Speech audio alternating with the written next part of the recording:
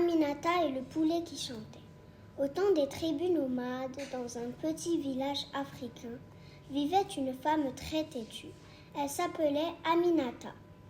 Elle supportait de moins en moins les repas à base de bouillie, de manioc et les petites portions de riz. La sécheresse avait conduit à une mauvaise récolte et Aminata était bien trop fainéante pour aider les autres villageois dans les tâches quotidiennes. Aminata comptait toujours sur les autres pour manger. Elle refusait toujours de travailler dans les champs. Elle n'aidait jamais à chasser dans la savane, à pêcher au bord du lac, encore à prendre soin des quelques animaux de la tribu. Le jour de son anniversaire, elle voulut s'offrir un bon gros poulet avec une bonne sauce aux arachides, son plat préféré. Elle n'avait pas d'argent, alors elle se décida à voler dans un poulailler du village.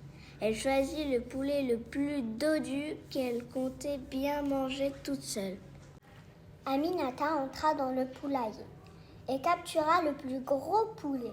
Le poulet lui répondit « Capture-moi bien là, et tu verras ça. » Aminata ne prêta pas la moindre attention au chant du poulet.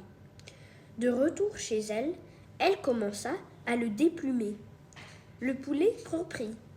Dépluie-moi bien là, et tu verras ça. Aminata l'ignora encore et elle le découpa en petits morceaux. Le poulet chantait maintenant. Découpe-moi bien là, et tu verras ça. Aminata, en colère, finit par lui répondre. « Oh, tais-toi, c'est quelle espèce de poulet qui parle même ?» Le poulet se tut enfin et elle mangea ses brochettes avec gourmandise. Les jours passèrent et la peau d'Aminata se recouvrit petit à petit de plumes. Son nez, quant à lui, se métamorphosa en bec. Aminata est devenue une poule. Le villageois à qui elle avait volé le poulet fut très heureux de la retrouver par hasard, errant autour du village. Il l'enferma dans une cage pensant qu'il s'agissait de sa poule qui était réapparue comme par magie. La fin. Les messages sur mon tel, elle veut me rendre complètement